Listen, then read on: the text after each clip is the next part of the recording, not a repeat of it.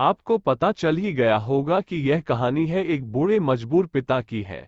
एक गांव में एक आदमी रहता था जो बहुत बूढ़ा हो चुका था, जिस वजह से उसे कम दिखाई देता था और बहुत कमजोर हो गया था। इसलिए अपनी बची कुची जिंदगी अपने बेटे के साथ बिता सके इसलिए अपनी बची कुची जिंदगी अपने बेटे के साथ बिता सके इसलिए शहर में रह रहे उसके बेटे के घर रहने चला गया। बेटा एक शहर के छोटे मकान में रहता था। मकान तो उसका छोटा था लेकिन उसके अंदर जो चीजें थी वह महंगी थी। उस मकान में बेटा, उसकी पत्नी और उनका एक 5 साल का बच्चा, ये छोटा सा परिवार साथ मिलकर रहता था। बूढ़े पिता के आने से उनके परिवार का एक सदस्य और बढ़ गया। ये पूरा परिवार रोज सुबह शाम डाइनिंग टेबल पर साथ में खाना खाया करता।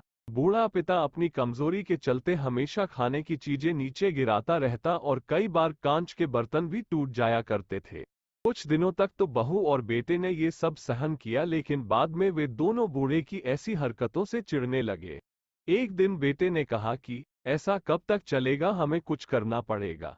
उसकी पत्नी भी इस बात से सहमत हुई। अगले दिन बेटा कहीं से एक पुराना मेज लेकर आया और घर के एक कोने में उसे लगा दिया और अपने पिताजी से कहा कि आप यहीं पर बैठकर खाना खा लिया।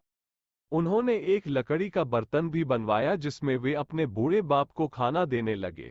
अपने कांच के कीमती बर्तन बचाने के लिए अपने पूरे बाप को लकड़ी का बर्तन देने में उन्हें जरा भी शर्म नहीं आई।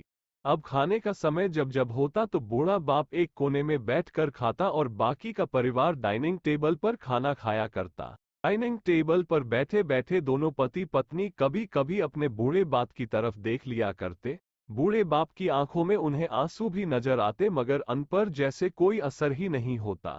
बूढ़े का पोता भी यह नजारा हमेशा देखता और वो अपने में ही खोया रहता।